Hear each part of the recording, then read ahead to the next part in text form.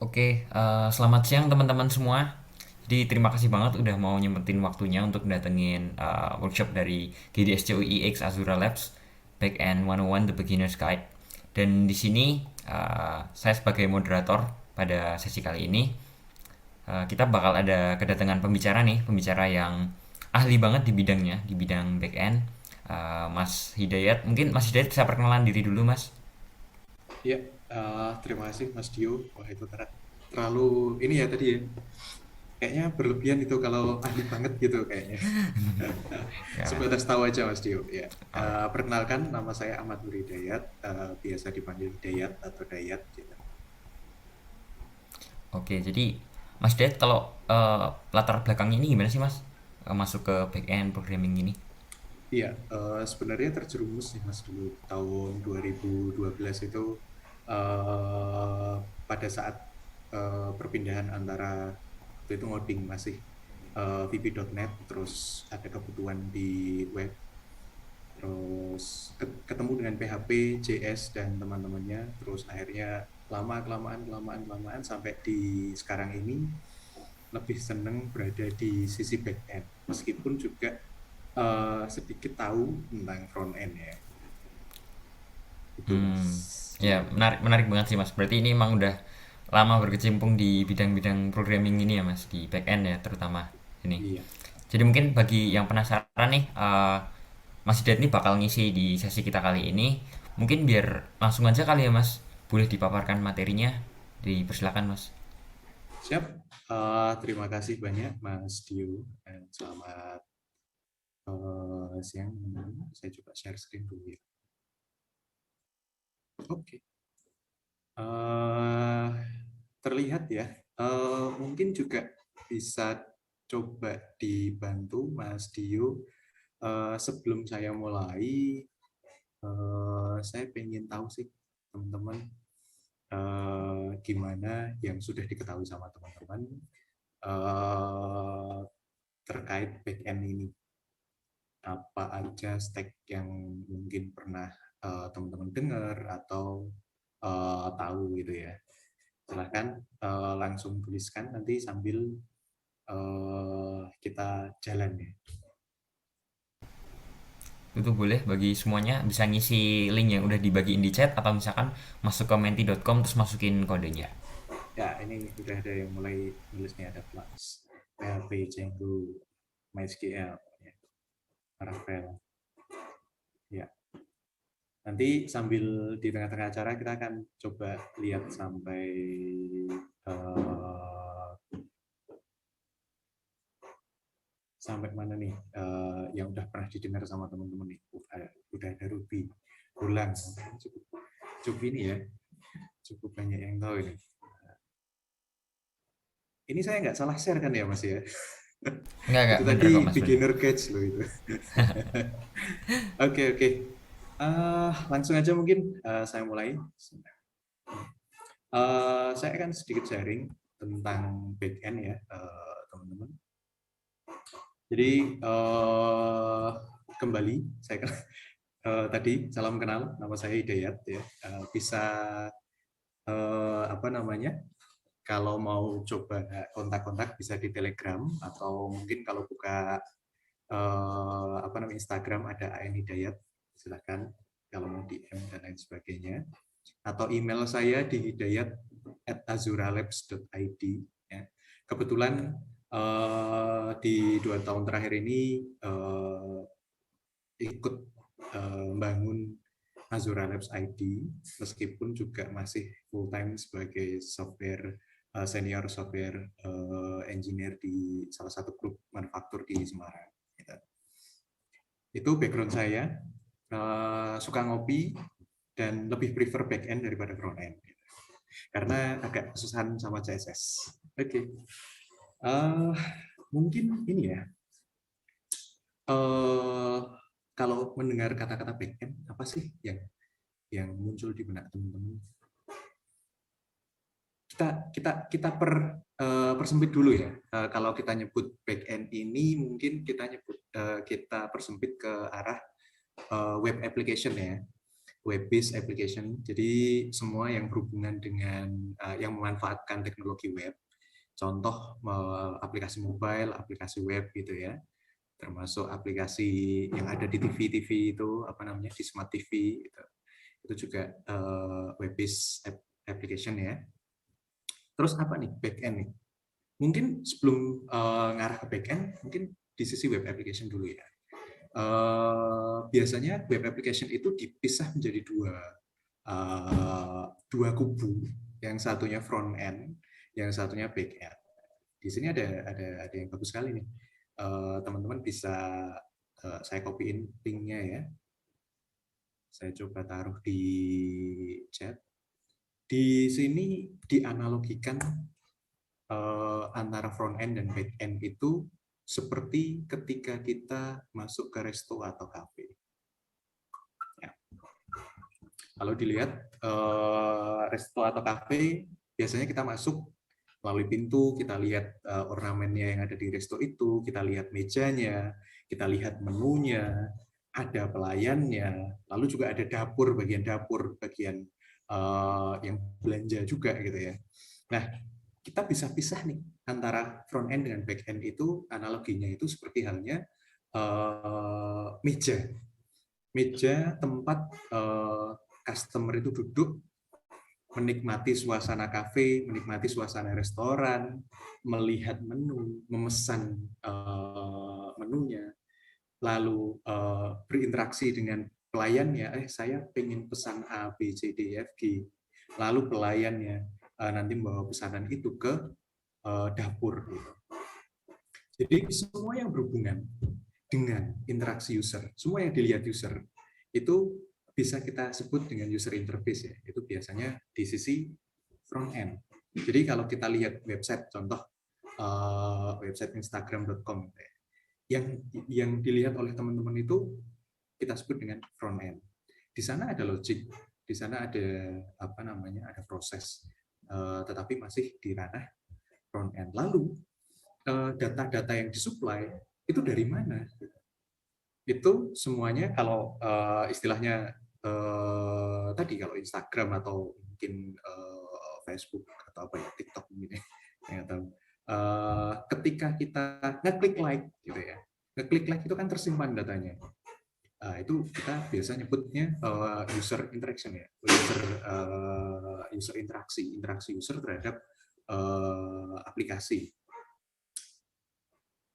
Si sisi front end itu akan melakukan request atau akan berkomunikasi dengan back end, yang dimana dia akan menyimpan like-nya, dia akan menyimpan data-data interaksinya, siapa yang nge-like dan lain sebagainya ke sisi back end. Gitu. Jadi contoh kalau di resto ini kita pesan menu ya, saya butuh kopi hitam satu, mungkin sup ayam satu, gitu. Lalu pelayannya ini akan membawa data tersebut ke back end. Lalu di sisi back end kita nggak tahu si chefnya masaknya dengan jungkir balik atau dengan panci atau dengan wajan, kita nggak tahu. Yang pasti kalau kita pesan steak, ekspektasi yang ada di meja kita nanti akan datang steak, gitu, seperti itu. Jadi segala macam hal logik, database, server dan lain sebagainya yang ada di server, yang di back end itu apa namanya tidak terlihat, tetapi menjadi satu bagian penting dari aplikasi. Seperti halnya stick. Jadi apa yang terjadi di belakang? Mungkin ada orang yang beli dagingnya dulu ke pasar. Kita nggak perlu tahu chefnya mau motongnya steaknya itu miring atau lurus, kita juga nggak perlu tahu. Yang kita perlu tahu adalah ketika ada order dari meja tadi dibawa pelayan ke belakang ke dapur, dapur akan memproses itu sampai mengeluarkan hasil dan dibawa oleh pelayan lagi ke meja. Nah, begitu juga dengan web-based application ya. Jadi tadi yang muncul di browser itu di sisi kliennya, di sisi front end-nya. lalu user melakukan interaksi, dan harus ada data yang diproses atau ada data yang harus dikirim ke sisi back-end. Back-end menerima, memproses, menyimpan, memberi respons ke front-end kembali. Kira-kira seperti ini analoginya gitu, untuk lebih mudah. Kita kembali slide-nya. Kira-kira seperti itu untuk analoginya. Terus singkatnya bisa juga kita nyebut front end itu client side ya. Terus back end itu bisa atau sering disebutnya server side gitu. Karena yang berjalan di server, proses-proses yang user nggak tahu. Banyak sekali proses yang ada di back end, tetapi itu tidak diperlukan oleh user tahu gitu ya. Yang penting ketika saya klik tersimpan, ketika saya search muncul. Gitu. Nah, itu tugasnya back end untuk nge-serve itu semua. Oke ya, kita lanjut. Nah, lalu apa sih yang yang harus diketahui atau dikuasai oleh back end? Nah, ini bagus banget. Teman-teman bisa buka roadmap.sh/backend. Kalau dilihat di sini ya, di sini ada step by step guide-nya untuk modern backend developer. Di sini cukup lengkap sebenarnya, cukup lengkap, dan bisa teman-teman langsung buka ya. Sorry, saya copy ke sini. Sudah saya share. Jadi teman-teman langsung bisa buka, langsung bisa lihat di sini roadmap-nya, mulai dari internet dan lain sebagainya. Gitu ya. Di sini ada banyak sekali hal yang harus dikuasai, tapi kok banyak banget sih? Bener nggak sih banyak banget? Iya. Mungkin kita mulai dari yang pertama yang harus dikuasai atau harus diketahui ya. Yang pertama adalah pengetahuan tentang dasar internet. Bagaimana internet itu berjalan, apa itu HTTP, bagaimana browser itu bekerja ya, domain itu seperti apa, IP itu apa, jaringan secara umum, jaringan internet, dasar jaringan internet itu juga harus tahu. Bagaimana hosting, bagaimana server itu harus dimiliki. Kenapa? Karena memang dasar dari aplikasi ini berjalan itu menggunakan teknologi web. Jadi semuanya yang ada di internet ini mesti punya pengetahuan dasarnya. Terus kedua, basic front end knowledge. Kenapa? Kenapa ya? Kenapa kita harus tahu pengetahuan tentang front end? Karena bagaimanapun yang namanya back end itu tugasnya adalah melayani front end. Kalau kita tidak tahu apa yang diinginkan oleh yang mengkonsumsi hasil dari back end, bisa jadi tidak sesuai dengan apa yang diminta oleh si front end. Karena bagaimanapun si back end ini pasti bekerja dengan front end. Selanjutnya, pilih bahasa yang Anda mau kuasai. Saran saya satu dulu. Cari yang itu istilahnya multi purpose ya. Di sini ada contoh-contoh yang sekarang ini cukup tren ya. Ada Java, ada PHP nih. Ini menjadi rajanya internet dari tahun lama sampai sekarang masih menguasai PHP. Terus ada Rust yang sering ditemukan di industri, terutama di startup itu Golang, Java, terus Node.js, terus ada Python, ada Ruby, ada juga yang menyebut Elixir gitu ya. Jangan semuanya dipelajari terus dapatnya cuman istilahnya permukaannya aja. Coba pelajari satu. Pahami dulu bagaimana konsepnya, bagaimana bahasa ini berjalan, karakteristiknya. Lalu coba pelajari satu salah satu framework dari bahasa tersebut. Contoh kalau PHP ada banyak pilihan. Salah satunya Laravel atau Symfony gitu ya. Atau mungkin kalau Golang itu ada beberapa contohnya kayak Gin atau Echo. Tetapi sebelum masuk ke situ, saran saya selalu pahami dulu dasarnya. Java ada Spring Boot, ya kan? Terus Node.js banyak sekali, ada Express, ada Happy, ada apa lagi?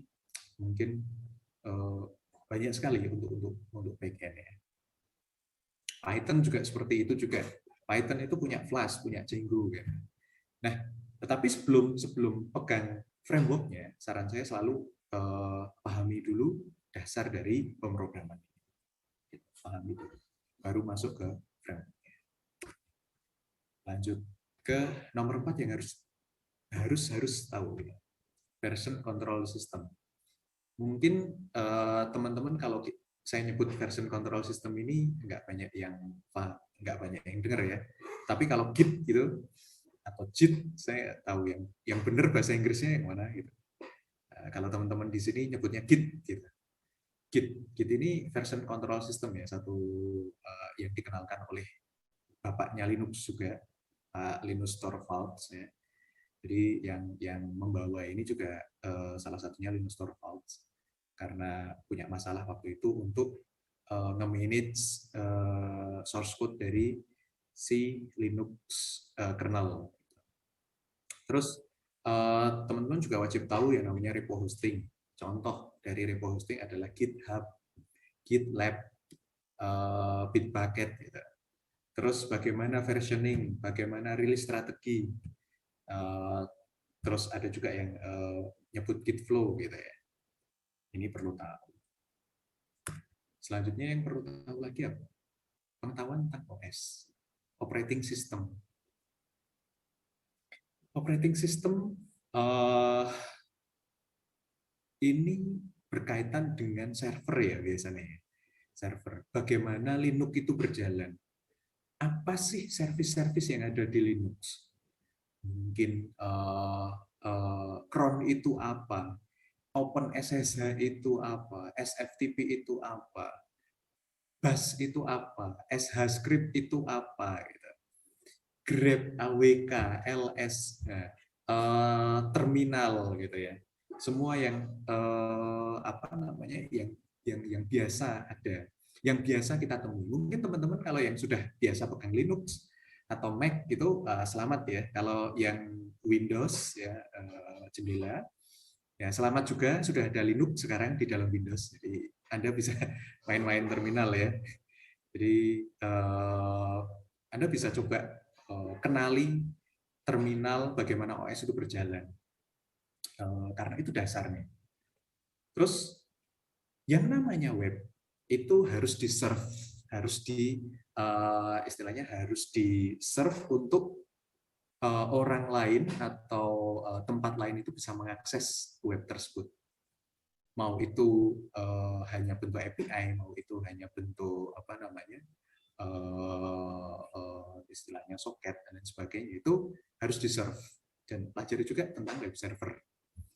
Kalau contoh kita mau nge-serve PHP, ada PHP-S, gitu ya.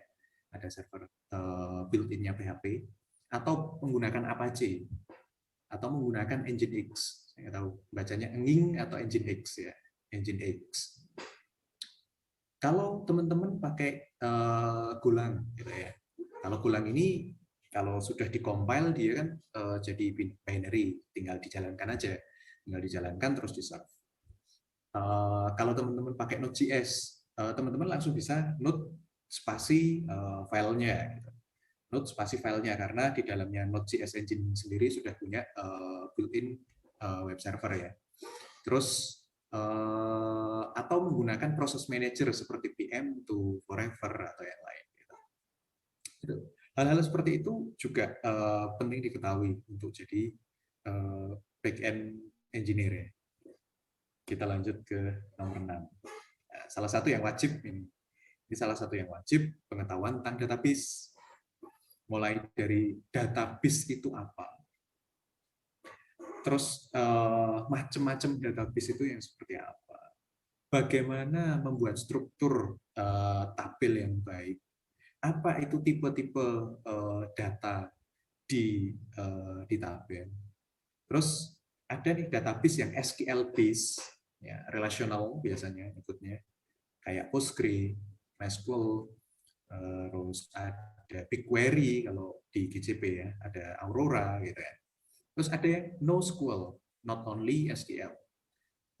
Contohnya Mongo ya paling paling sering dipakai Mongo, atau mungkin Firestore kalau yang di GCP ada Firestore juga.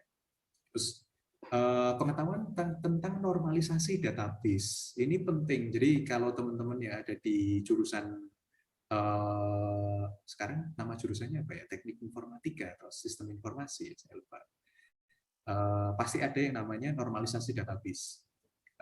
Ini penting.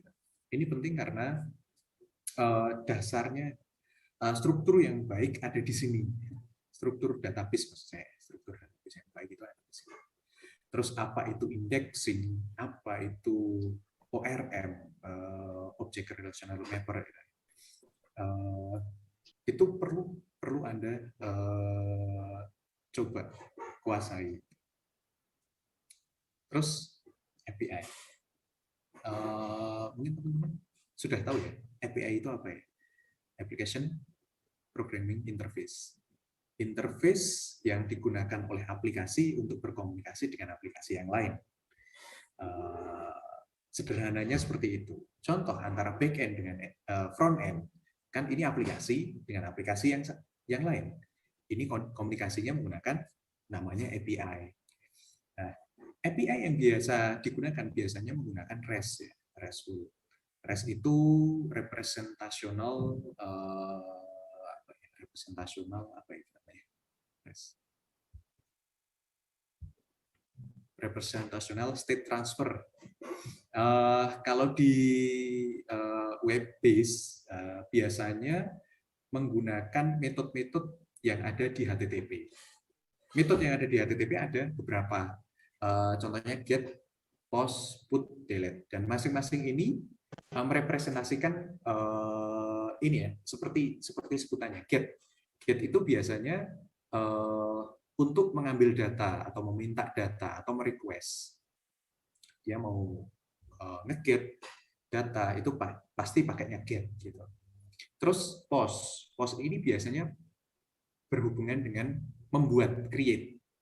Kalau kita mau create sesuatu, kita request-nya menggunakan post. Terus ada put atau patch. Ini biasanya untuk update, untuk mengupdate. Ada yang membedakan sendiri, put itu ngupdate keseluruhan, patch itu ngupdate sebagian, itu boleh. Tapi put atau patch intinya untuk update. Dan delete ini biasanya untuk request untuk delete. Nah, selain REST itu juga yang yang sering dipakai itu GraphQL. Ini teman-teman sudah pernah dengar? Saya sambil buka ya. GraphQL. GraphQL ini adalah query language for your API. Ini dikenalkan oleh Facebook ya. Mohon maaf ini walaupun Google saya nggak apa-apa ya. Jadi dikenalkan oleh Facebook. Ini biasanya kesayangannya para front-end engineer karena GraphQL ini bedanya dengan REST API. Kalau REST API biasanya dibuat oleh back-end kan ya, dibuat oleh back-end, struktur responnya dan request-nya itu sudah ditentukan duluan. Biasanya bisa ditentukan back-end-nya atau mungkin ditentukan front-end-nya, atau mereka kontrak antara front-end dan back-end itu punya kontrak API namanya. Mereka kontrak, nanti kalau saya request kayak gini di URL ini, responnya strukturnya harus seperti ini gitu ya. Tetapi kalau menggunakan GraphQL ini, si front end itu bebas meminta data yang dia inginkan. Bahkan dia ketika jadi ada yang namanya query, ada yang namanya mutation ya. Mutation itu untuk membuat, mengupdate, mendelete itu si front end itu dengan mudah gitu menuliskan, termasuk query-nya. Kalau dia mau meminta data ke API, kalau menggunakan GraphQL ini, dia tinggal minta aja Saya mau minta contohnya kalau di sini ya kopi gitu. Oh, hero ya kalau di sini. Hero. Saya pengen namanya aja. Berarti saya tinggal query hero, dalamnya name. Nanti yang disampaikan oleh backend ke frontend yang request tadi itu ya hero, name-nya apa gitu. Kalau butuh lagi umpama age-nya, apa namanya umurnya gitu ya, ya tinggal tulis age. Gitu. Jadi ini biasanya kesayangannya para mobile engineer sama front end engineer karena mereka bisa minta data model apapun itu. Itu untuk GraphQL ya. Terus uh, JSON, JSON ini, JSON atau XML.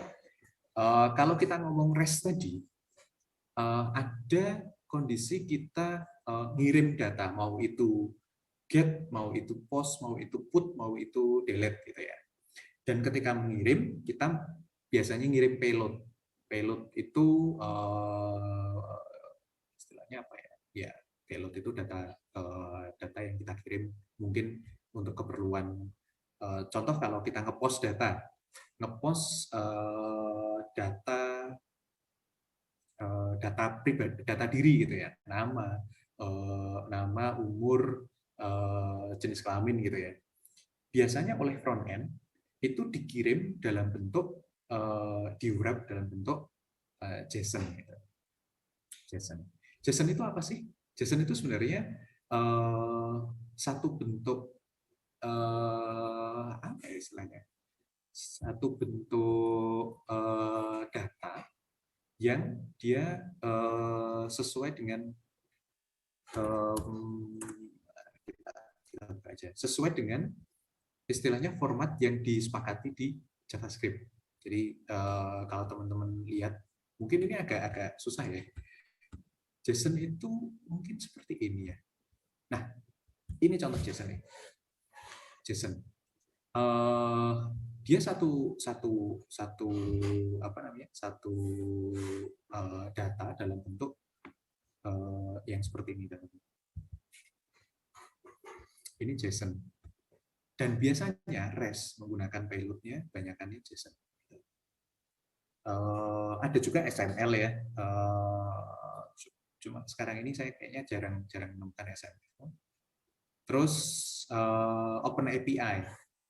Open API ini sebenarnya kalau Open API itu satu apa ya? Satu bentuk ini ya kesepakatan gitu ya. Istilahnya API itu sudah banyak sekali. Terus ada yang nyoba mengajukan satu spesifikasi API yang standar API itu kayak gini. Standar untuk spesifikasi API itu seperti ini. Itu Open API biasanya digunakan kalau teman-teman nanti nyoba ngetes menggunakan Insomnia atau Postman itu ada yang nyebut Open API. Dan teman-teman bisa juga buka speknya di openapis.org ya. Saya tuliskan spec.openapis.org. Oke, itu untuk Open API. Nah, kalau ngomong masalah autentikasi, ada contoh-contoh seperti OAuth, terus ada JWT, maaf ya, JWT gitu ya bacanya. JSON Web Token. Jadi ada autentikasi berbasis token. Nanti kalau teman-teman makan API, bakal sering ketemu yang namanya JWT. Nah, satu yang spesial yaitu gRPC. Jadi kalau kita ngomong API ini API yang web based ini kalau dasarnya dari mulai Tim Berners-Lee membuat HTTP yang versi 1 itu bentuknya string based. Dia string based ya. Jadi sebenarnya ketika anggap aja antara front end dan back end ya. Front end ketika ngirim payload JSON itu pun di-stringify. Gitu. Jadi payloadnya di-stringify, dikirim dalam bentuk teks, gitu ya, string base ke backend. Backend menerima payload tersebut, lalu istilahnya didekode menjadi JSON kembali, baru diproses. Nah, setelah beberapa lama dan setelah membesar terus kebutuhan untuk kecepatan, compute power itu sudah mulai dihitung dan lain sebagainya, kebutuhan untuk lebih cepat, lebih efektif ini muncul sampai-sampai di tahun 2015 kalau nggak salah ya, itu muncul protokol HTTP yang versi 2. Nah, versi 2 ini sudah mendukung binary gitu. Nah, akhirnya di binary ini pun muncul banyak inisiasi untuk mengefisiensikan lagi komunikasi antar service atau antar aplikasi. Nah, salah satunya yang tadinya itu bentuknya JSON atau string gitu, sekarang ini salah satunya Google yang mungkin merasakan banget itu bikin yang namanya gRPC. Kalau RPC sendiri, Remote Procedure Call. Istilahnya kalau kita punya service A di sini ya, terus service B di sini. Di dalam service B itu punya prosedur-prosedur gitu. Prosedurnya mungkin prosedur hitung gitu ya. Di service B itu ada prosedur hitung. Nah, di service A ini bisa memanggil langsung prosedur di service B. Caranya gimana gitu. Sedangkan kalau tadi modelnya kan kita harus ngirim dulu menggunakan JSON, terus diproses dengan logiknya di sini. Ya. Dengan gRPC ini, hal tersebut memungkinkan karena antara service A dan service B, mereka menyepakati apabila ada message seperti ini, request-nya isinya A, B, C, D, E, F, G, bentuk datanya itu mungkin integer, 32 bit, nanti responnya harus string apa itu disepakati dulu, dan dia berjalannya gRPC ini tidak string based tapi binary, jadi langsung yang di sini itu di encapsulate langsung jadi message dikirim ke service B. Dan service B pun ketika ngirim respon juga langsung di-encapsulate jadi proto. Gitu. Nanti mungkin teman-teman kalau ketemu dengan gRPC, ketemu juga dengan yang namanya protobuf. Nah, kira-kira itu untuk API. Mungkin kita lanjutkan dulu ya, ini masih cukup banyak. Selanjutnya, di yang ke-8. Ke-8 ini yang perlu teman-teman tahu dan kuasai adalah mengenai testing. Jadi syaratnya apabila kita nanti mau mendeploy aplikasi, pasti kita akan melakukan testing, mulai dari functional test, ya, tes fungsional, ya, terus unit testingnya seperti apa, lalu ada integration testnya, gitu. Kenapa saya campur dengan CI/CD? Kalau CI/CD sendiri adalah continuous integration, continuous development. Istilahnya kalau di apa ya, di kultur DevOps sekarang ini kita bisa mendeploy aplikasi tidak perlu melakukan hal yang berulang berkali-kali tiap deploy. Contoh kalau sekarang deploy Laravel gitu ya, Laravel di satu VPS gitu. Kita yang kita lakukan biasanya masuk server, kita git pull gitu, lalu kita kita coba install atau composer update gitu, terus mungkin restart dan lain sebagainya. Sekarang ini sudah bisa kita wakilkan, kita automasikan di Jenkins, di GitLab CI mungkin, terus GitHub, kalau GitHub itu GitHub kalau nggak salah ya. Jadi ada beberapa service yang bisa teman-teman coba pelajari, salah satunya Jenkins, terus GitLab CI yang di GitLab, terus ada di Bitbucket juga punya sendiri, di GitHub juga ada. Nah, tapi sebelum aplikasi Anda ini atau backend Anda, code Anda ini dideploy, Anda harus memastikan ya, aplikasi ini minim bug, terus sesuai dengan ekspektasi, juga lolos integration test-nya. Nah, makanya di CI ini diperlukan juga testingnya. Kalau dia lolos, baru di deploy. Kira-kira seperti itu. Terus hal yang diketahui yang harus diketahui selain itu juga terkait prinsip-prinsip di development. Contoh seperti test driven development. Gimana itu test driven development itu? Jadi yang pertama kita buat itu adalah tesnya dulu, bukan logiknya, bukan logic app-nya dulu, tapi bagaimana fungsi yang mau kita buat itu nanti request-nya apa, ekspektasi responnya apa. Gitu. Terus juga mengenai clean code ya. Clean code ini bisa satu bahasan sendiri ya, cukup luas ya. Tapi ada beberapa prinsip yang mungkin bisa disebut di sini, ada solid, ada KISS, keep it simple gitu. Terus ada yakni, biasanya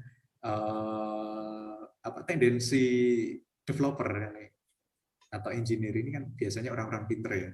Itu menempatkan atau menambahkan hal-hal yang belum tentu dipakai. Jadi prinsip yakni itu you are not gonna need it gitu. Mungkin bahasa Inggrisnya nanti bisa dibenerin sama teman-teman ya, Mas Brandon, Mas Dio ya. Kamu mungkin nggak bakal butuh ini gitu, yakni itu. Jadi kita selalu tempatkan kita selalu buat fungsi yang memang benar-benar kita pakai. Kalau belum kita pakai nggak usah. Gitu. Yakni. DRY itu, do not repeat yourself. Kenapa ada MVC atau mungkin ada pattern-pattern seperti controller, service, terus repository, terus model itu karena kita menganut DRY. Jadi biar nggak ngulang.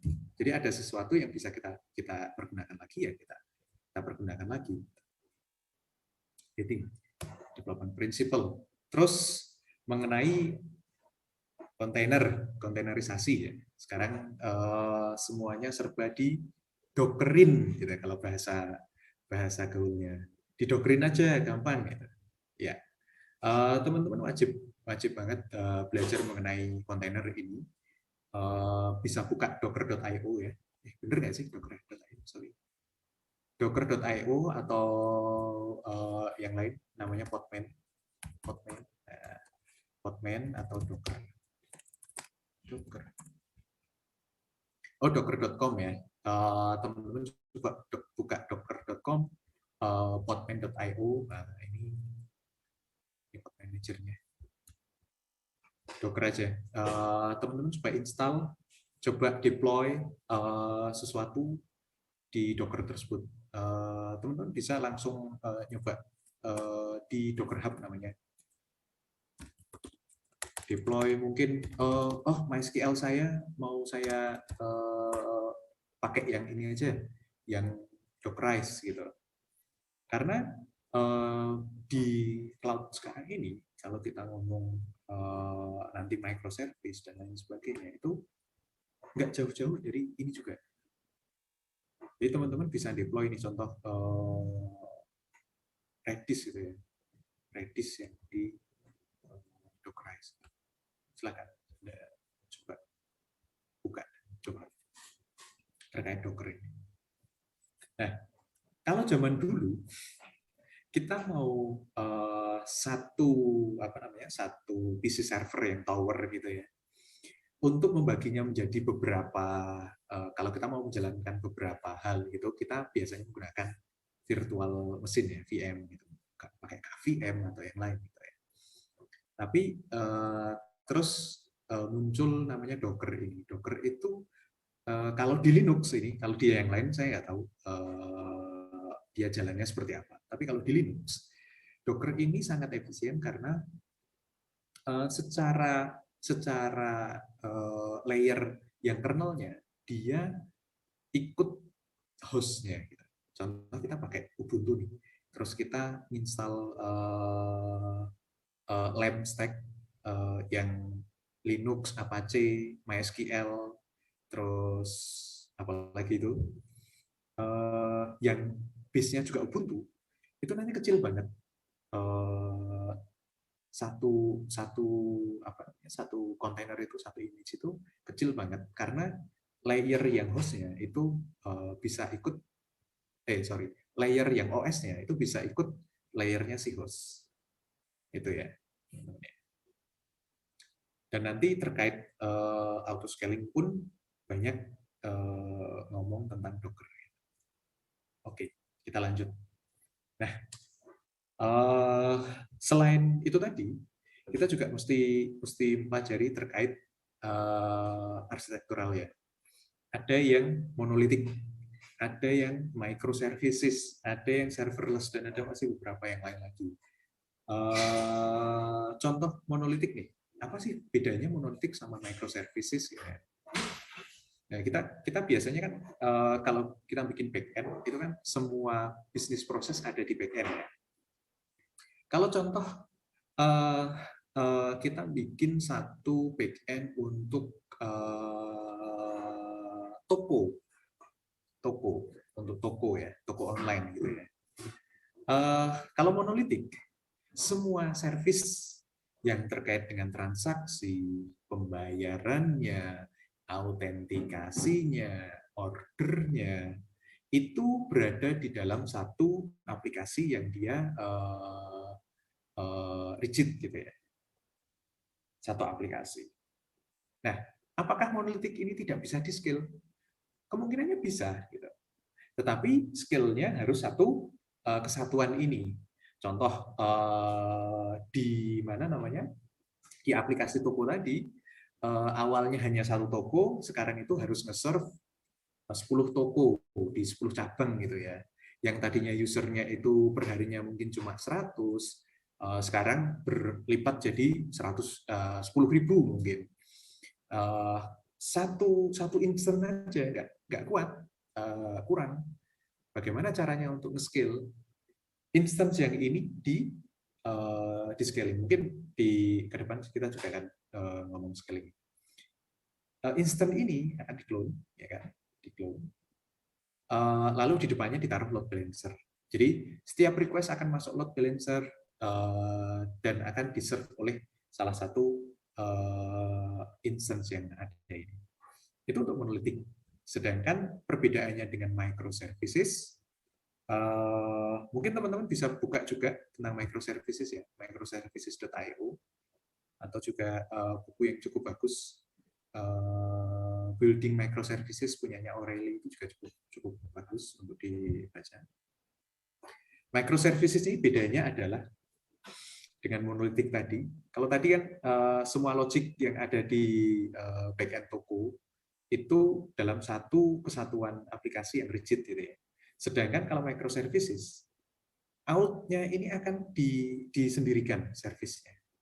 Terus ordernya akan disendirikan. Logging-nya, pembayarannya itu mereka akan menjadi service-service sendiri. Gambarannya seperti itu, gambaran mudahnya ya. Jadi nanti kalau ada user yang request nih, apa namanya, mau transaksi, dia akan masuk ke depan dulu ke load balancer ya, atau mungkin nanti istilahnya layer proxy-nya gitu ya.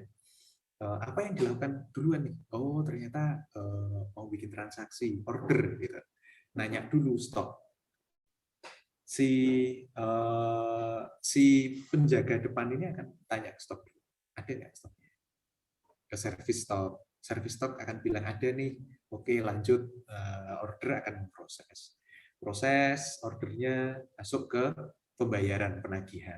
Penagihan akan bilang ke bank, VA-nya tolong dibuat dong nomor sekian dengan nominal sekian.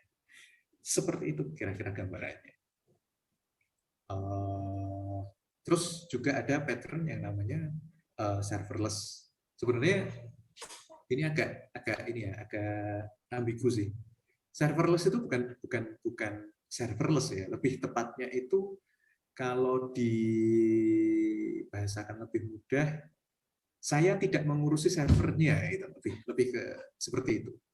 Jadi kalau teman-teman tertarik dengan serverless, coba buka namanya serverless framework atau Claudia JS. Salah satu yang mungkin bisa saya rekomendasikan untuk dicoba. Dan itu dideploy di bisa di AWS, bisa di GCP atau service-service cloud yang lainnya. Nah, di mana namanya? Di GCP itu ada namanya Cloud Function. Cloud Function itu kalau kita mau deploy di Cloud Function, kita tinggal bikin logiknya, kita deploy, dan kita sudah nggak perlu ngurusi networknya, load-nya seperti apa, cara loggingnya, fail safe-nya, kalau reboot kalau dia ada error dan lain sebagainya, itu nggak perlu mikir itu. Semuanya udah diurus oleh si infrastrukturnya Cloud Function gitu. Kita tinggal deploy logic kita aja. Itu serverless ya. Jadi bukan berarti tidak ada servernya, tidak. Cuman kita nggak ngurus servernya, itu serverless. Oke. Selanjutnya ya masih terkait dengan yang tadi scaling ya. Kalau monolitik tadi kan kita berarti kalau sudah nggak cukup, sudah tidak mampu memenuhi permintaan dari user contohnya gitu ya, itu kan kita harus scaling. Nah, yang kita contohkan tadi kalau membuat instance baru itu artinya kita scaling secara horizontal. Bedanya dengan microservices, ini menangnya microservices dibanding monolitik ya.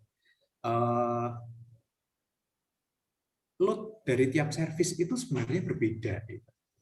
Belum tentu load di user diautentikasi dengan service di order itu sama.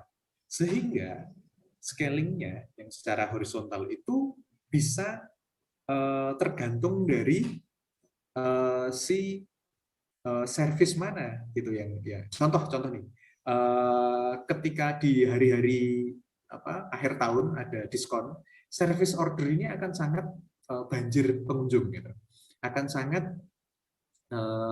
banjir request gitu.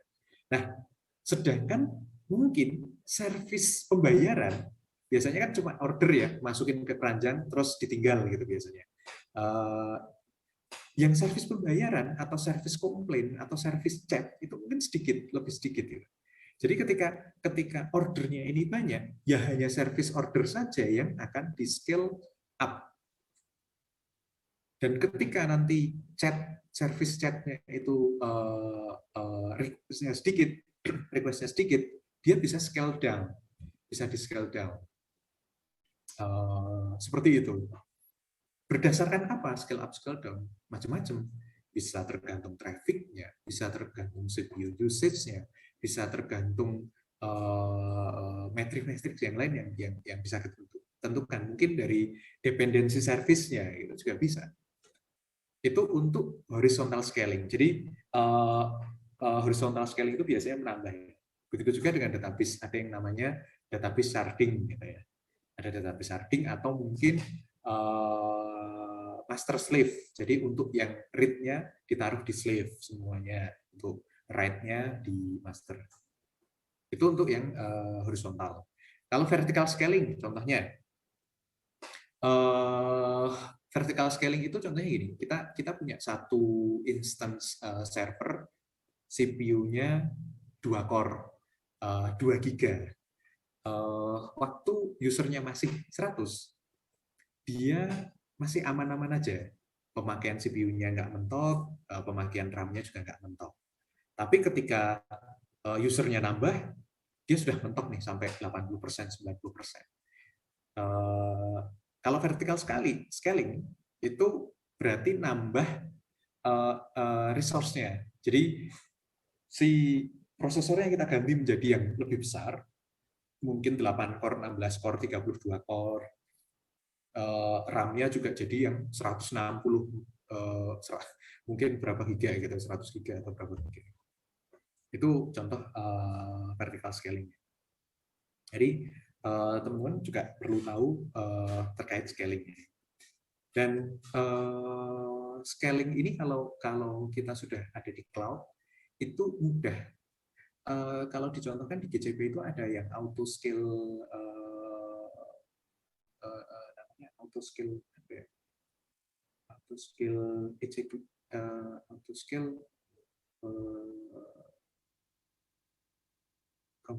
sorry saya agak lupa auto scale GCP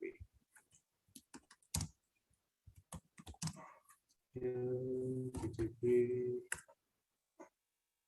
di sini ada ini auto scaling group ya, auto scaling group. Oh, mirip sama AWS ya. Namanya auto scaling group di AWS juga sama, namanya auto scaling group untuk kalau kita mau punya compute engine, kalau di Google, kalau di AWS itu namanya EC2, EC2, Elastic Compute, ya Elastic. Itu kita pakai auto scaling group, atau yang sekarang biasa dipakai di industri itu pakai namanya Kubernetes. Kalau Kubernetes itu satu service yang dia manage apa namanya dari auto scale dan sebagainya.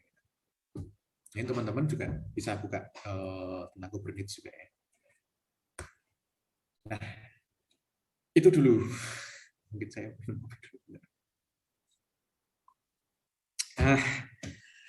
itu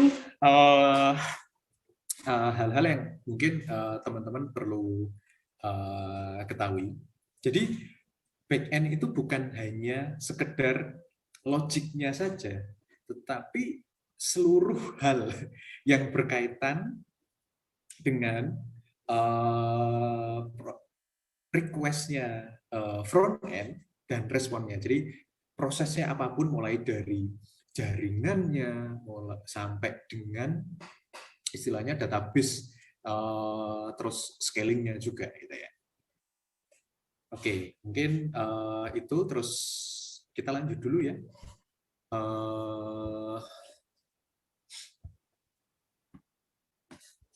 Jadi kalau mungkin kita apa namanya kita ringkas gitu, dasarnya itu untuk jadi back end engineer kita perlu tahu nih kita perlu punya deep understanding terkait deployment mungkin hosting gitu ya, paling gampangnya itu hosting gitu. Terus version control pasti karena kalau kita ngomong apa namanya kerja bareng kita butuh Git.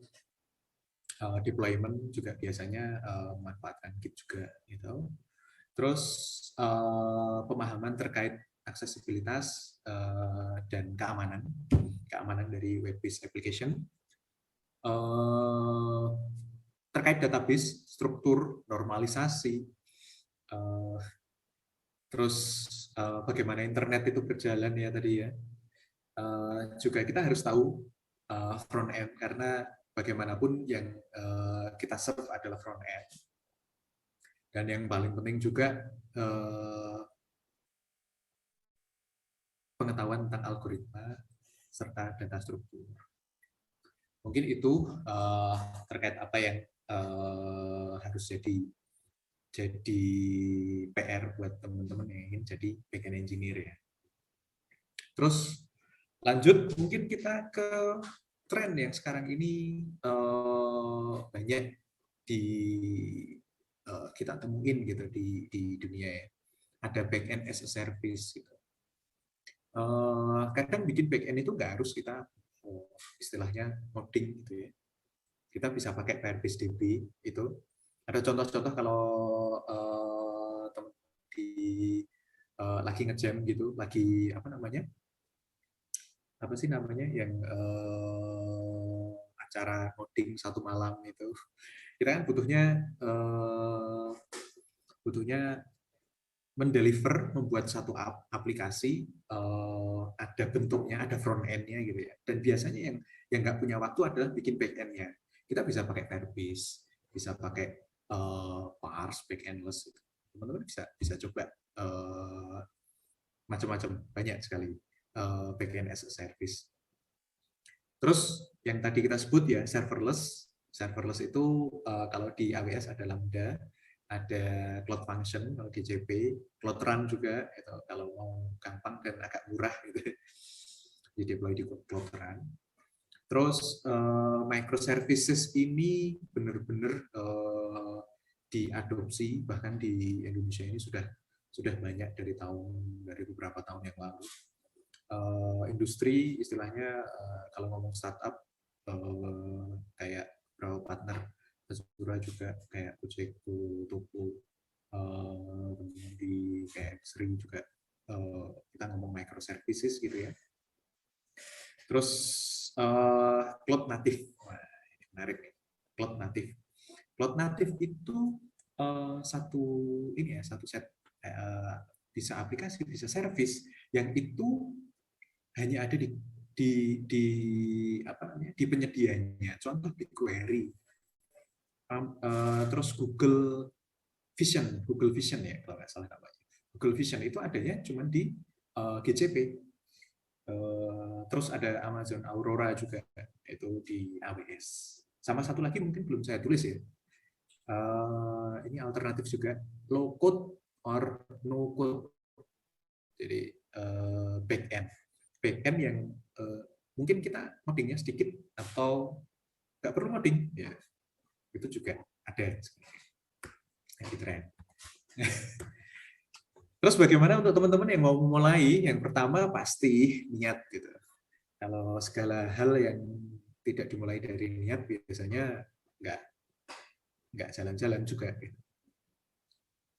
Satu niat, terus ini beberapa tips dari saya ya.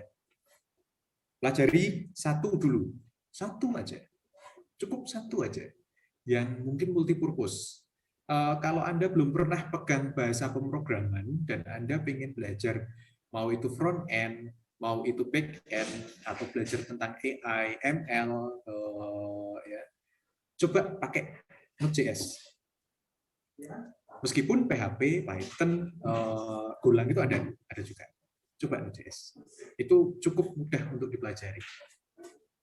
Menurut saya ya. Tapi kalau Anda pengen yang sesuai dengan kebutuhan industri gitu ya, ada ini juga, ada Java juga, ada Golang juga, silakan. Tapi coba pilih satu, dalami. Coba beberapa, bikin repo di GitHub, push di GitHub, share ke teman-teman, minta review, apa namanya, atau coba cari-cari di mana namanya, di GitHub itu ada beberapa yang open source, kontribusi di sana menggunakan bahasa yang Anda pelajari tersebut. Baru setelah itu pegang framework. Kalau Anda mulai dari framework dulu, Anda pasti terbiasa mudah, dan takutnya adalah Anda tidak mendalami bahasanya. Kalau sudah mempelajari bahasanya, pegang framework-nya. Dalami juga framework-nya. Bagaimana sih framework itu bekerja? Contohnya Laravel. Laravel di sana ada request, ada response, ada repository, ada models. Apa sih itu? Terus ada helper-helper itu ngapain sih? Terus kalau kita ngomong Express, di sana ada apa namanya? Ada error handlingnya, ada lognya. Itu seperti apa sih? Apa sih yang berjalan di sini? Dengan seperti itu, Anda semakin bisa memahami cara kerja dari framework tersebut dan lebih mudah untuk mengimplementasikan. Jadi kalau Anda mau menggunakan itu, tahu di Express itu ada seperti ini loh, ada request, ada apa namanya, ada middleware dan sebagainya. Terus jangan anti dengan terminal. Silahkan buka terminalnya kalau Anda pakai macOS. Biasakan pakai terminal. Ketahui itu apa namanya base script yang ada di terminal itu kayak ls, ln min s mungkin. Ada yang tahu ln min s itu apa? Silahkan ketik di chat gitu. ln min s ya. ln min s awk, itu pada nggak tahu apa itu OpenSSH dan sebagainya. Terus coba bikin sh script, coba bikin sh script juga. Terus setelah Anda coba membuat aplikasi logiknya, database-nya Anda buat, coba deploy di server, entah itu lokal, entah itu VPS atau di mana tadi namanya compute engine atau di mana. Boleh juga di kayak apa namanya Heroku. Silakan di deploy, coba di deploy. Terus jangan stop, jangan merasa cukup atau berhenti belajar karena sepengalaman dunia programming ini termasuk dunia yang cukup cepat perubahannya. Jadi kita meleng sedikit aja, tiba-tiba udah ketinggalan gitu. Kita nggak mau belajar sebentar aja, itu sudah cukup ketinggalan. Dan usahakan teman-teman kalau mau mendalami ini cari mentor atau teman yang bisa diajak sharing coding, mungkin ngoding bareng mungkin. Gitu. Dan jangan malu untuk bertanya. Mau di forum apapun silahkan bertanya, di GitHub, mungkin di Stack Overflow, di mungkin di grup-grup yang ada gitu ya. Teman-teman bisa tanya di sana. Itu untuk tipsnya ya teman-teman. Oke, kita masuk ke alternatifnya. Kalau buat saya nih yang mager mau ngoding gimana sih bikin back end gitu. Ada caranya. Ada caranya. Salah satunya yaitu Google Drive atau Google Sheet.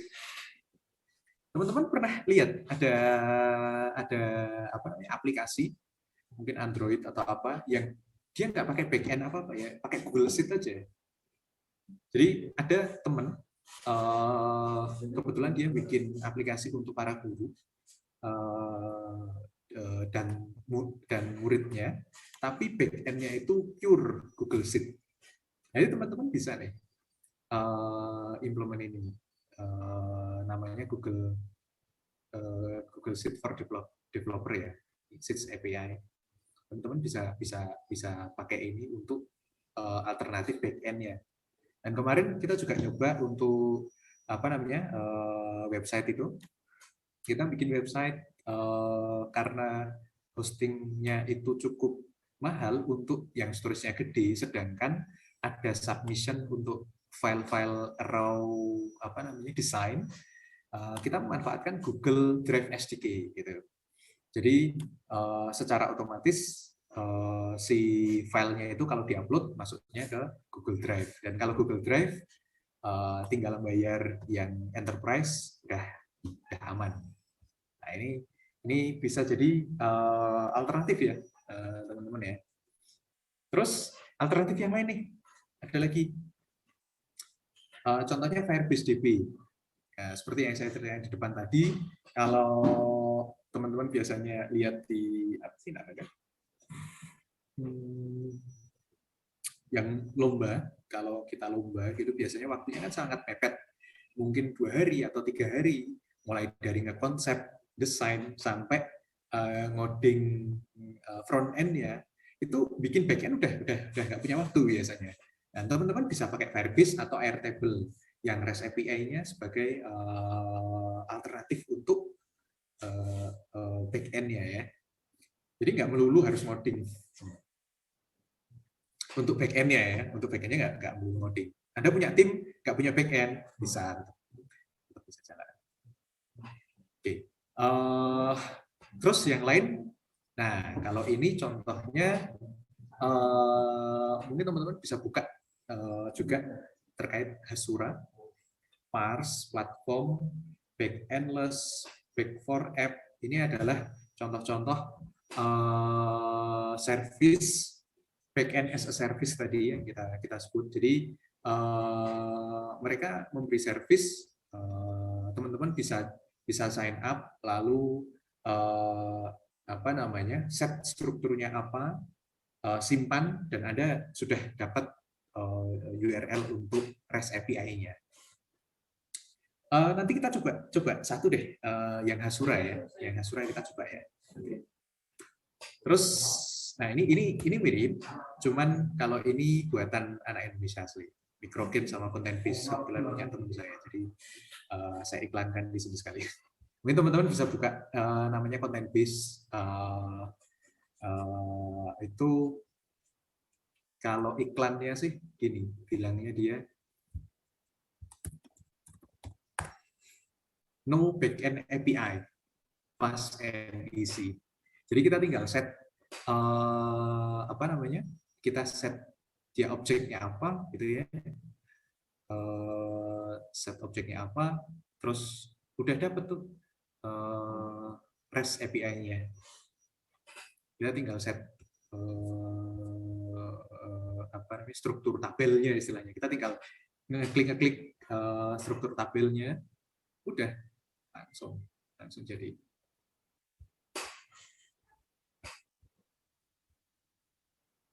Ya. Itu. Sebelum ke pertanyaan, saya mau coba ini juga ada salah satu ada saya nyebut Hasura ya di sini ya. Nah, teman-teman bisa kunjungi Hasura. Sekaligus saya membuka terkait saya menjelaskan terkait yang tadi perbedaan antara REST dan GraphQL. Silahkan buka hasura.io. Di sini dia bilang instant GraphQL on all your data. Build modern apps and APIs 10 times faster. Sudah ada autorisasi sama caching-nya. Dia bilang GraphQL and REST API. Nah, ini seperti apa sih? Ini ada yang berbayar ya, jadi dia menyediakan yang berbayar, tapi juga ada yang istilahnya bisa kita coba di lokal juga. Ini saya tadi udah nyoba download, jadi teman-teman tinggal download Docker Compose. Docker Compose itu bagian dari ini ya, salah satu toolsnya Docker. Oke. Yang kita lakukan tinggal kalau sudah ada Docker Compose-nya, jadi Docker Compose-nya isinya seperti ini, kita tinggal jalanin aja Docker Compose up. Udah. Default-nya dia akan spin up Postgre dan GraphQL engine-nya. Terus kita tinggal akses ini default-nya di localhost 8080/console ya. Yang teman-teman lakukan tinggal bikin namanya skemanya, bikin tabelnya, terus bikin tabelnya, teman-teman set apa namanya, tipenya, ada teks, mungkin name, tone. Ini saya contohkan ada copy ya, ada tipenya, ada namanya, ada tone-nya gitu. Terus sudah disimpan, teman-teman udah dapat GraphQL dan REST-nya. Semudah itu. GraphQL itu ini contohnya yang tadi ya. Kita bisa minta sesuai yang diinginkan oleh front-end contohnya. Kalau di GraphQL itu ada query, ada mutation.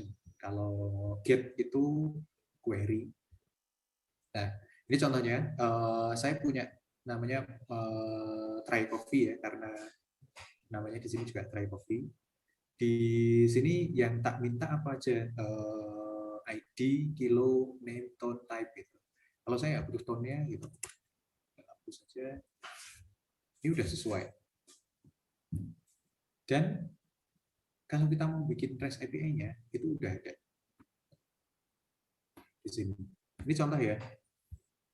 Di sini ada metode post, ada metode get. Kalau metode postnya nyobanya pakai JURL atau Postman atau Insomnia ya teman-teman. Tapi kalau getnya bisa langsung kita coba. Nah, ini contohnya. Untuk merubahnya pun mudah sekali. Kita tinggal state aja. Mungkin kita tambahkan tone di sini ya. GraphQL request-nya seperti apa untuk endpoint ini. Endpoint-nya di namanya get copy, terus endpoint-nya ini ya, di sini ya. Metodenya apa? Terus kalau itu di-hit, kalau URL ini di-hit dengan metode ini, GraphQL yang di request itu apa? Kita set yang tadinya hanya seperti ini, udah langsung update. Nah, ini contoh salah satu contoh yang low code backend alternatif. Begitu mungkin dari saya. Ada pertanyaan mungkin saya kembalikan ke Mas Dik dulu, silakan. Oh ya, Mas Dik. oke. Terima kasih banyak Pak, tadi insight-nya emang udah bagus banget sih. Tadi setuju banget sama yang kalau mau belajar itu harus nge-share gitu, kayak kita nyobain project bisa di-share di GitHub, atau mungkin karena kita juga ada komunitas yang GDSC, boleh banget tuh kayak share di Discord kalau misalkan mau ada project bareng atau gimana, bisa sharing-sharing di Discord tuh. Terus mungkin ini bakal kita masuk ke sesi selanjutnya, itu sesi pertanyaan.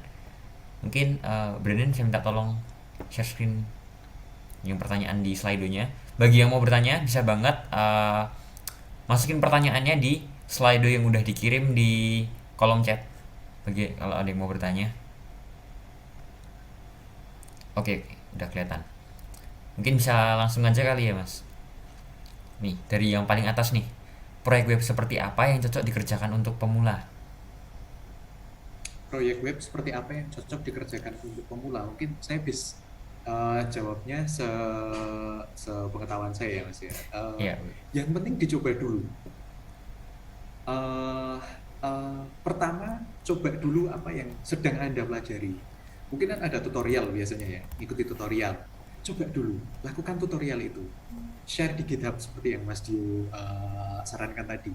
Share juga di mungkin di grup atau channel apa namanya tadi? di Discord GDSC Discord sih. ya. Ya, Ya, punya. Saya belum masuk ya. ada. Oh ya, boleh nanti kami invite. Jangan-jangan Mas. Go. Oke, oke. Bisa di-share di situ.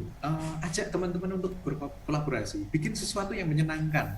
Bikin sesuatu yang menyenangkan. Contoh, kalau Anda senang dengan Pokemon, buat aja tentang apa namanya data Pokemon gitu ya. Pokemon ini strength-nya apa gitu. Bagus juga. Atau mungkin kalau Anda suka apa namanya hobi-hobi Anda, mungkin Anda suka, saya nggak tahu, layangan mungkin, Anda suka layangan, mungkin ada banyak macam-macam layangan dari berbagai daerah. Buat aja dulu Mas. Terus kalau ngomong project biasanya yang memberikan project pun akan mengukur siapa yang diberikan project, betul ya. Mungkin itu pandangan saya. Pasti akan mengukur dulu, dan kita juga perlu mengukur apakah memungkinkan kita membuat hal tersebut. Tetapi untuk memulai project apapun, coba aja Mas, coba aja Mas atau Mbak di sini ya. Seperti itu. Oke, makasih banget jawabannya Mas. Mungkin kita lanjut ke pertanyaan berikutnya nih. Kalau kita adalah lulusan di luar jurusan IT, apakah kita tetap bisa melamar kerja sebagai posisi back end, front end, full stack, atau programmer nih di perusahaan? Nah, kalau jawaban ini saya yakin ini jawabnya. Amat sangat bisa sekali. Gitu. Amat sangat bisa sekali. Kenapa?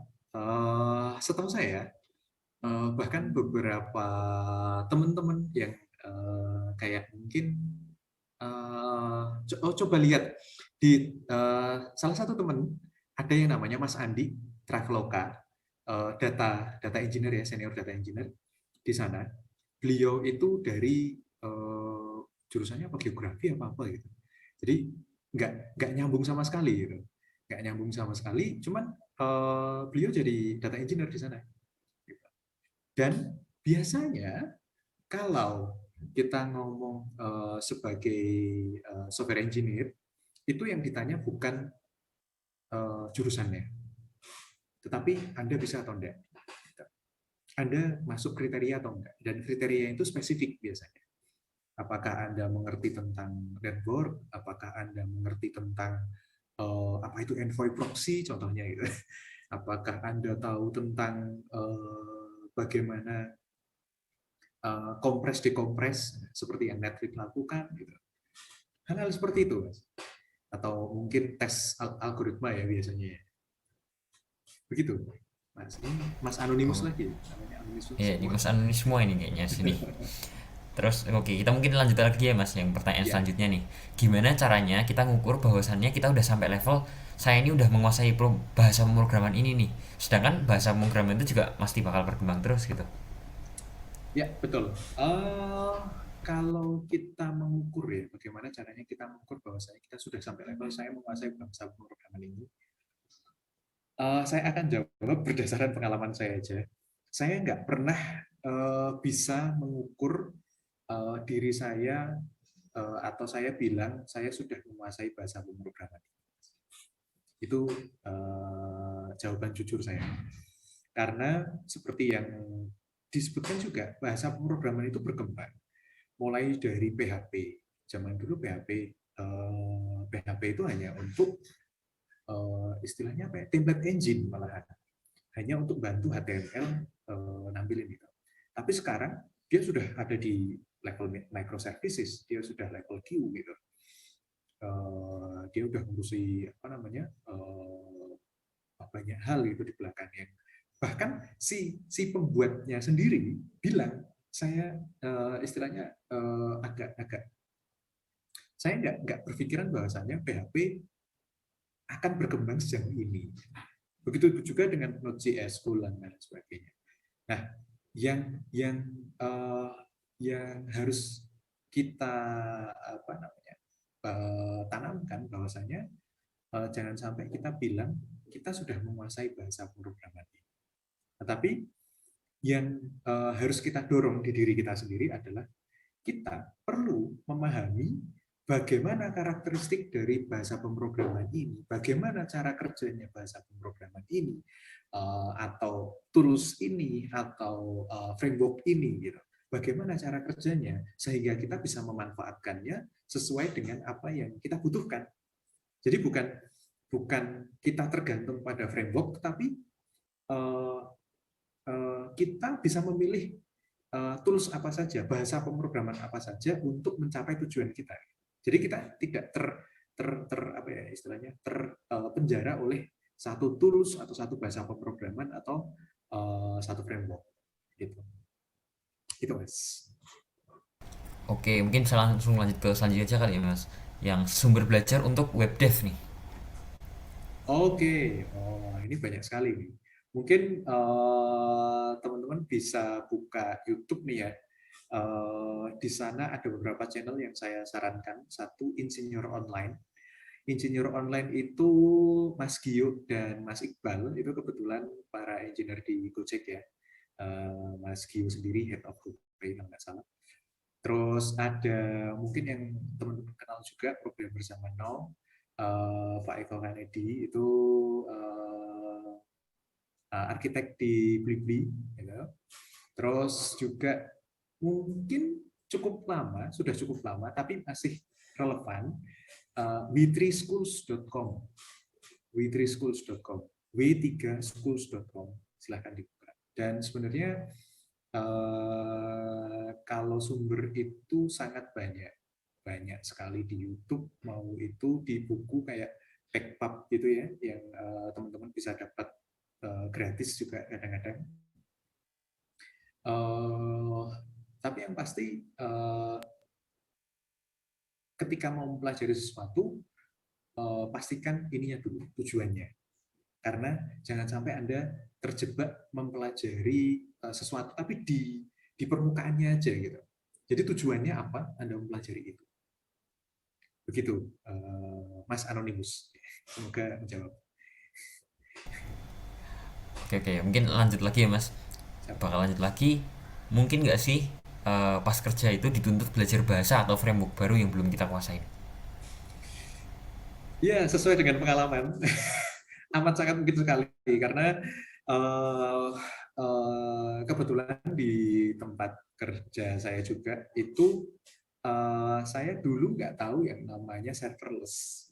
Terus ketika mau bikin aplikasi sebuah app untuk badan wakaf gitu ya, kita coba pakai serverless, di deploy di AWS Lambda waktu itu. Dan itu pertama kalinya saya pegang Node.js. Gitu. Node.js, Express, serverless. Gitu. Terus ketemu juga ketika ketemu dengan beberapa partner yang di Jakarta itu butuh Golang, microservices. Akhirnya kita belajar banyak hal tentang itu. Dan tidak menutup kemungkinan ketika Anda bekerja itu malah jauh lebih banyak belajarnya daripada Anda di kuliah gitu. Gitu, Mas Anonymous ya, Mas Anonymous lagi. Oke, Ya. makasih banyak jawabannya Mas. Mungkin lanjut lagi nih. Ada yang tanya lagi anonimus lagi. Seberapa sering penggunaan data structures dan algorithm sebagai backend developer? Hmm, makanan sehari-hari Anda. Mungkin jawaban singkatnya seperti itu. Makanan sehari-hari Anda akan berhubungan dengan struktur data, mau itu yang berhubungan dengan database langsung maupun yang berhubungan dengan service lain ataupun dengan ya, konsumernya kayak front end atau SDK dan sebagainya gitu ya. Kalau ngomong algoritma, sebenarnya semua hal itu algoritma ya. Semua codingan kita algoritma ya. Gitu. Oke, oke. Lanjut lagi nih, anonimus lagi. Perlu mengerti dasar networking nggak kak?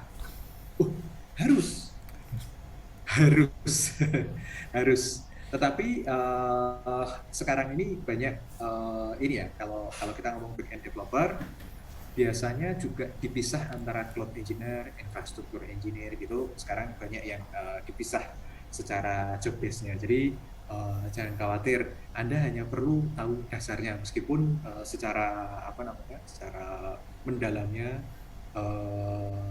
nggak begitu. Tapi Anda tetap harus tahu dasar networking. Bagaimana NAT itu, bagaimana yang namanya forwarding dan lain-lain. Karena Anda Oke, pasti berhubungan dengan itu semua. oke. Mungkin lanjut lagi ya mas. Ya. Nih, ada yang nanya lagi nih. Baru-baru ini memulai proyek blog web app menggunakan backendnya Django. Apakah app tersebut cukup untuk dicantumkan di CV agar bisa dapetin magang? Percaya diri, masukkan ke dalam CV dan ceritakan tentang web app tersebut. Bagaimana Anda membuatnya, untuk apa, bagaimana struggle. Karena itu poin yang cukup bagus yang apabila Anda cantumkan di CV. Mau itu maksudnya project pribadi seperti ini ya, mau itu project hobi, mau itu project yang dibayar, cantumkan, ceritakan. Biasanya yang lihat CV itu akan lebih apa ya, tertarik untuk wah ceritanya kok bagus nih, akan saya wawancara deh buat apa namanya nanya lebih lanjut. Biasanya seperti itu.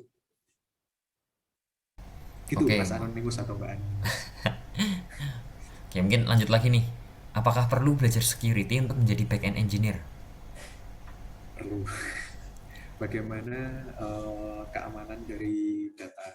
Mungkin secara secara mudahnya Anda paling tidak Anda harus tahu apa itu firewall, bagaimana firewall itu bekerja, bagaimana port ya di ada port 80, 22 dan lain sebagainya. Itu bagaimana mengamankannya. Terus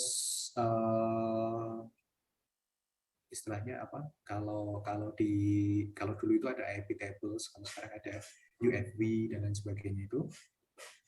Terus dari sisi yang lain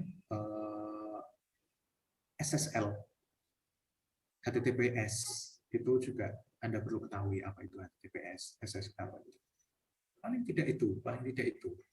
Dan bagaimana apa hubungannya otorisasi dengan security gitu ya, dan keamanan backend-nya itu perlu. Paling tidak itu. Paling tidak. Oke, mungkin lanjut lagi. Dari tadi masih ada yang jawab, sekarang saya jawab nih.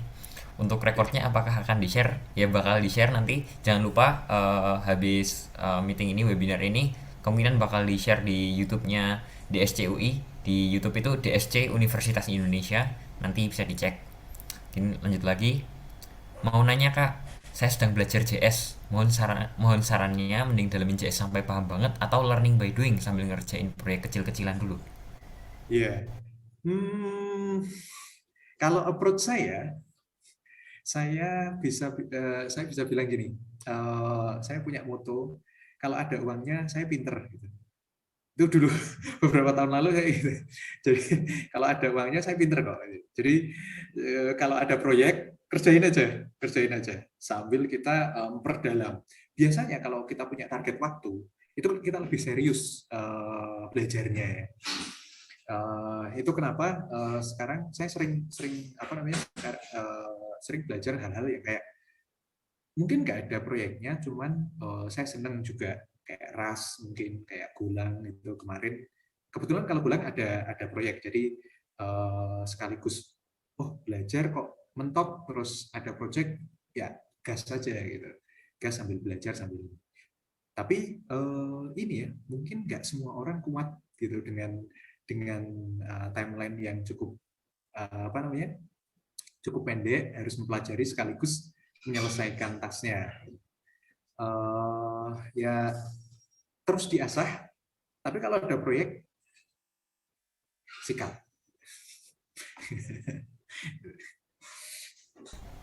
Oke oke, mungkin lanjut lagi ya mas. Nih yang selanjutnya, proyek-proyek kecil untuk backend menggunakan Vanilla JS apa aja ya kak? Ada nggak saran mungkin mas? Waduh, proyek-proyek kecil untuk backend menggunakan Vanilla JS apa aja ya kan? Saya belum ada gambaran juga itu ya mungkin Mas Bak. Cuman Anda kalau memang Vanilla JS mau mendalami JS yang vanillanya, coba bikin mungkin semacam game offline deh, game offline ya, game web based gitu loh, web based tapi offline. Seperti yang dilakukan Google bikin apa namanya, bikin itu kalau pas kita nggak ada internet, ada dinosaurus bisa lompat-lompat, lah itu mungkin bisa buat nyoba. Cuman kalau project saya belum belum ini ya, belum menemukan itu, belum menemukan. Ya ini mohon maaf, anonimus atau enggak anonimus. Saya belum punya contoh ini. Oke, ya udah mungkin lanjut lagi nih. Ini kayak masalah yang sering banget ditemui sama orang-orang yang baru mau masuk ke industri gini nih mas. Kayak sekarang kan kayak role pekerjaan bahkan kayak di software engineer pun kayak ada back end, front end, software, terus kayak bahkan kayak misalkan mau ke arah data science ada data analis tuh, ada data engineer itu kayak mereka sering bingung nih. Tapi ini ada yang spesifik nih. Dia mau tanya perbedaan back end engineer sama software engineer itu apa aja sih mas? Iya, sebenarnya kalau masalah istilah ya, itu juga tergantung dari setiap institusi yang menyampaikan. Itu pertama gitu ya. Soalnya ada yang nyebut DevOps engineer gitu ada. Tetapi kalau menurut mungkin teman-teman nanti bisa buka di Engineer Online pas yang infrastruktur as a code, Mas Gio dan Mas Iqbal itu nyebut DevOps itu suatu kultur, bukan satu role sendiri gitu. Nah, kalau kita ngomong back-end engineer dan software engineer, sebenarnya back-end engineer itu juga bagian dari software engineer. Software itu apa sih? Kan semuanya, yang mau itu front end, back end gitu kan. Jadi seluruhnya gitu. Terus biasanya kalau yang bisa pegang depan dan belakang itu disebut full stack engineer. full stack-nya bisa pakai A atau pakai U. Full stack STUC. Engineer itu. Karena pusing depan belakang semuanya dipegang gitu. Ya, biasanya kalau bisa apa namanya depan belakang disebut full stack engineer, tapi itu bagian dari software engineer juga. Software engineer itu satu satu apa namanya nama profesi ya, istilahnya kayak dokter gitu ya. Sedangkan back end engineer itu mungkin kayak spesialisasinya gitu. Lebih seperti itu ya. Mungkin saya nggak tahu, mungkin Mas Brandon lebih bisa nyontoin mungkin. Oke. Itu Mas. Oke, oke. Mungkin lanjut lagi nih Mas. Ada yang tanya lagi nih, ada 5 orang yang like nih. Menurut Mas Hidayat nih, sebagai seorang yang tertarik di data science dan back end, mana yang lebih menjanjikan nih ke depannya? Hmm, kalau beberapa waktu ke depan, ke belakang, mungkin saya masih melihat di sisi back end engineering ya. Tapi kalau ke depan, dua-duanya prospek kok. Eh, tapi semakin semakin ke sini, kalau kalau ngomongin data ya, data yang dikumpulkan oleh sekian banyak perusahaan itu pastinya akan diolah, akan diproses, dipakai untuk tujuan-tujuan tertentu gitu ya. Dan itu butuh seorang data science. Kita ngomong ya, data scientist dan data engineer itu agak-agak berbeda sedikit. Biasanya data scientist itu punya kapabilitas selevel PhD. Biasanya orang-orang yang masuk data scientist itu PhD. Yang saya tahu ini, mungkin kalau saya salah, mohon maaf. Tapi biasanya yang data scientist ini PhD. Terus data engineer yang akan ngurusi prosesnya data. Gitu. Tetapi kalau ngomong back end, ini sebenarnya hal data engineer pun itu bisa dikategorikan juga masuk ke dalam golongan back end juga, karena tidak terlihat oleh user, tidak touch langsung dengan user. Itu menurut saya. Kedua-duanya prospek, tapi mungkin kalau Anda punya kesempatan untuk PhD, mungkin ke Melon, mana sih, bener ya? Melon Carnegie, ya, kalau salah, mohon maaf ya, Inggris saya kurang bagus. Carnegie Melon, gitu, PhD di sana, mau jadi data science atau mungkin di beberapa tempat yang lain gitu. Data science, bagus. Oke, berarti sama-sama menjanjikan ya Mas nih, data science back Sama-sama end menjadi. gitu. Ya. Oke. Mungkin lanjut lagi nih. Ini ada yang tanya nih, apa kegunaan framework? Dari tadi ngomongin framework gitu. Gunanya itu apa sih Oh, Mas? apa kegunaan framework? Kalau ngomongin framework ini ya, kalau framework kan istilah umum ya, mungkin lebih tepatnya framework itu set of tools yang kita gunakan untuk mempermudah pekerjaan kita. Kalau pakai bahasanya anak sekolah itu mungkin SD SMP itu pesawat, set of tools yang kita pergunakan untuk mempermudah pekerjaan kita, gitu aja. Kegunaan framework yang mempermudah pekerjaan kita. Contohnya framework Laravel. Di framework Laravel kalau kita mau bikin out, gampang nggak sih? Ini teman-teman langsung buka, tinggal komposer, tinggal naruh outnya, dinyalain, udah jadi outnya. Terus kalau nggak pakai framework nih di Node.js, ya di Node.js kalau kita mau bikin routing apa namanya, routing itu ya, URL root ya, itu tulisnya agak panjang. Kalau pakai Express, tinggal tulis app dot mungkin get gitu, app dot get terus URL-nya apa gitu, sudah selesai. Nah, sebenarnya dengan framework lebih ke seperti itu, Mas Anonymous. Semoga Oke. bisa menjawab. Semoga bisa menjawab pertanyaannya. Ini kita lanjut lagi nih. Ya. Untuk latihan terkait algoritma dan data structures biasanya lewat mana ya Mas nih? Oke. Mungkin nanti saya share ya. Kalau sekarang ini saya lupa tempatnya deh. Eh, Kalau kita mau belajar tentang data structure algorithm gitu ya.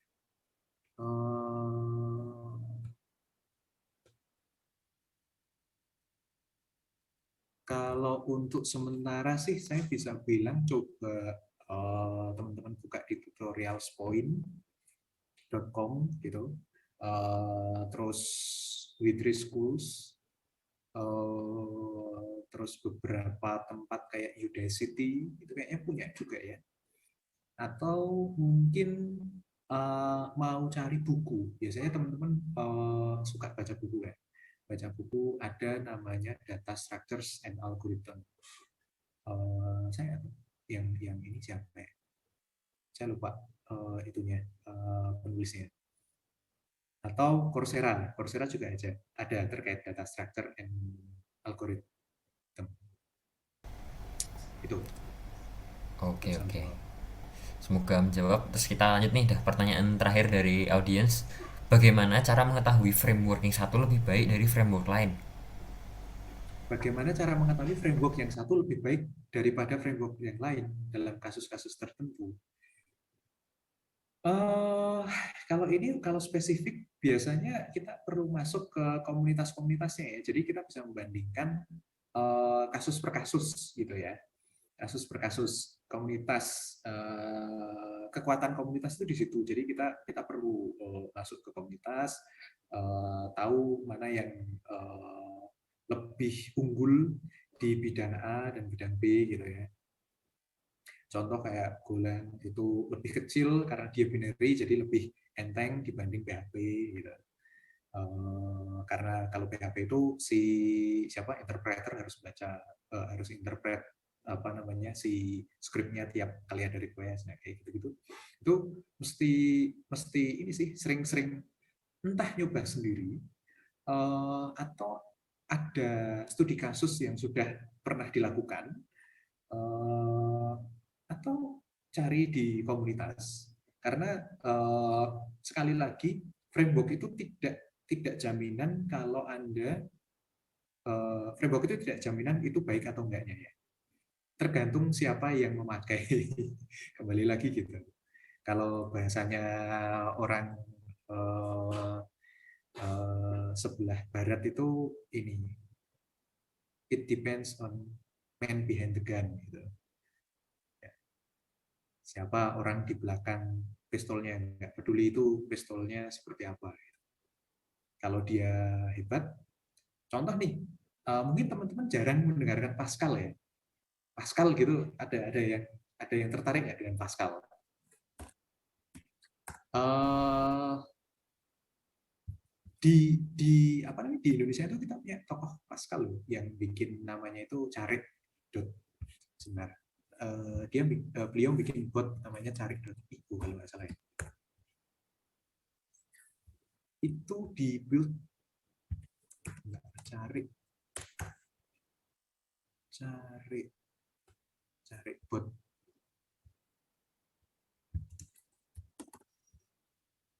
nah cari ID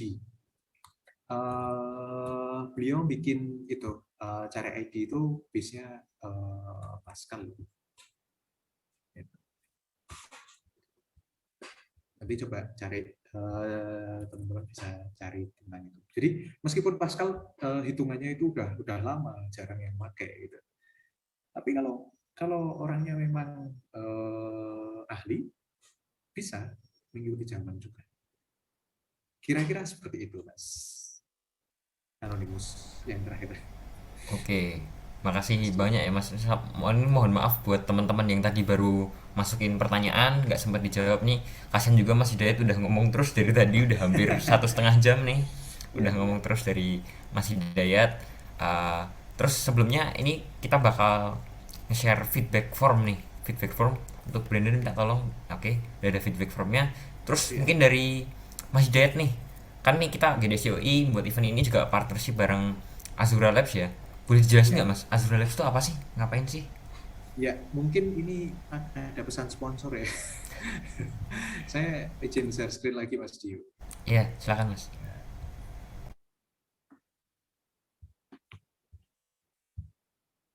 Ya, sudah kelihatan ya. Azura Labs adalah startup company yang bergerak di bidang teknologi. Kalau teman-teman mungkin lebih familiar dengan software house gitu ya, ya semacam ini. Kita juga membuat produk digital. Kita mewujudkan istilahnya apa namanya solusi dari kita mewujudkan solusi atau kebutuhan dari partner-partner kita, entah itu kebutuhan solusi di internal mereka maupun untuk eksternal. Kita juga berpartner dengan beberapa teman-teman di startup untuk memenuhi kebutuhan engineering mereka. Jadi kita juga pakai stack-stack yang ada di industri gitu ya. Terus ya, intinya kita fokus on solution, support maintenance yang apa namanya siap 24 jam. Terus komitmennya jangka panjang karena kita menganggap bahwa setiap uh, institusi ataupun personal yang kerjasama itu sebagai partner. Kita lebih ingin apa ya istilahnya menganggap sebagai partner karena uh, istilahnya setiap partner kita itu punya problem yang mungkin kita bisa bantu gitu. Semangatnya itu membantu menyelesaikan masalah partner-partner kita. Ini salah satu beberapa portofolio dan juga ada beberapa yang mungkin nggak bisa ditampilkan ya. Contohnya kita bikin beberapa service untuk startup Jakarta juga nggak bisa tampil karena service back end nggak ada tampilannya gitu. Oke, kita juga sekarang ini sedang ada hiring ya untuk product designer intern maupun full time, terus juga software engineer intern maupun full time. Nah, kalau teman-teman ada yang berminat untuk internship dan itu bisa remote juga, bisa di lokasi. Oh ya kita sementara ini berpusat di Semarang untuk main office-nya, tapi yang kerja ada di beberapa banyak tempat karena sebagiannya kantor, sebagiannya remote gitu. Biasanya teman-teman yang kantor itu karena di rumah nggak ada internet, gitu. Jadi pada kantor. Ya, teman-teman yang mau internship juga bisa. Silahkan Anda kirimkan CV-nya ke hr@azuralabs.id.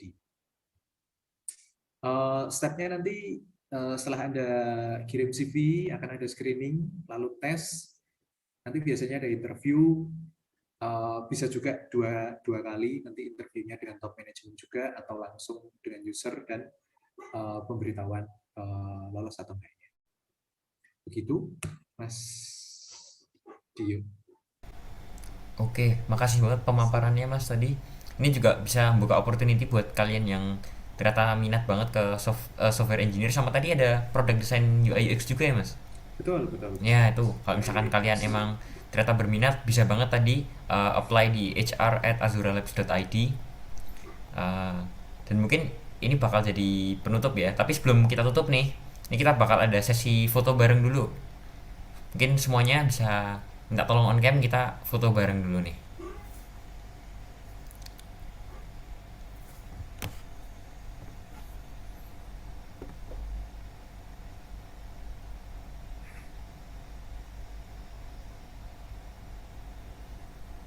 Ayo ayo on cam.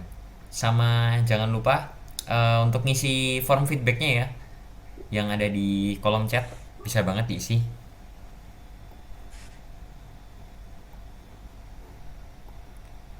Oke, masih ditunggu untuk biar bisa pada on cam dulu.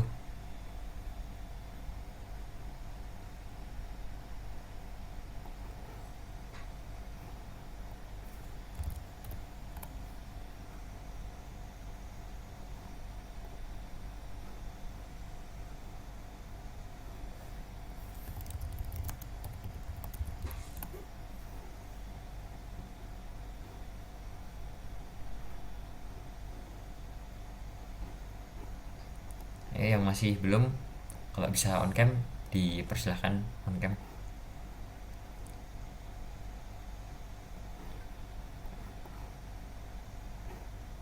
Ini yang slide 2 masih kosong, slide 23 baru satu slide di tempatku yang ada ininya.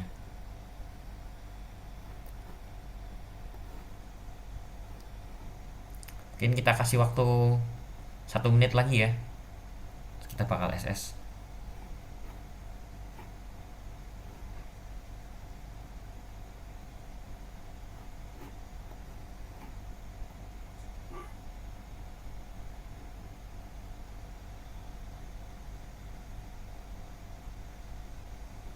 Oke, ya udah waktunya udah 1 menit nih. Oh, ini masih ada nih. Ayo, yang mau on cam boleh on cam dulu. Tambahin 30 detik.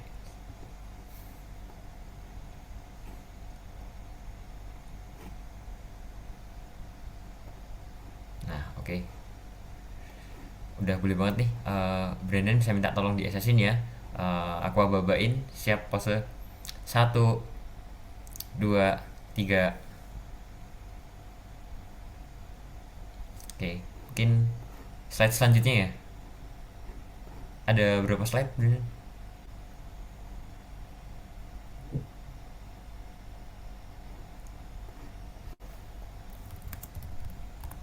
Ya, sorry Bu, sudah selesai.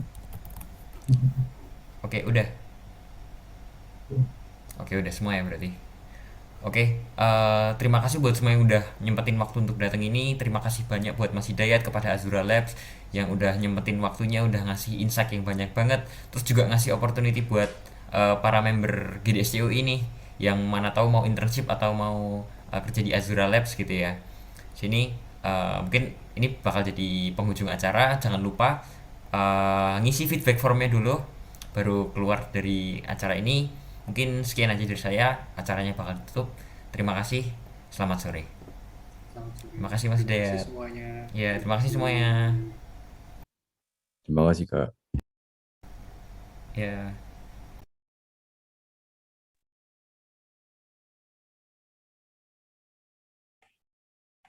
Kak nggak ada absensi Kak berarti? Dari feedback form aja itu. Baik Kak.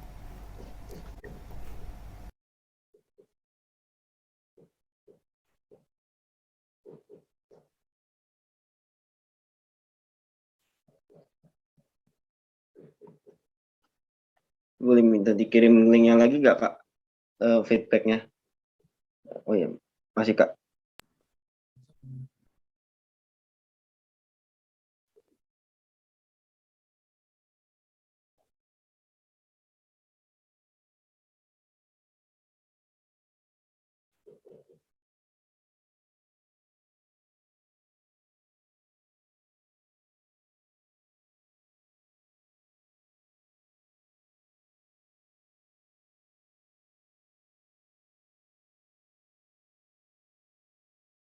Oh baik Mas, terima kasih banyak ya Mas.